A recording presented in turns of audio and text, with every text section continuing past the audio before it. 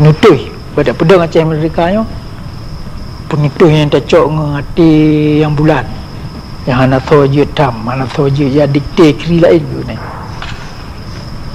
Dah hana syarat, hana perkaranya, hana tertib hadap, hana kesukarannya, hana tertib, hana mustahil kita tengok ada pedang ni.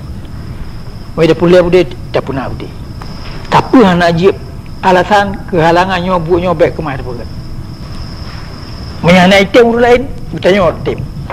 Nan tu coy na tu dia yang dominan kana yang tem. Pega yang punya.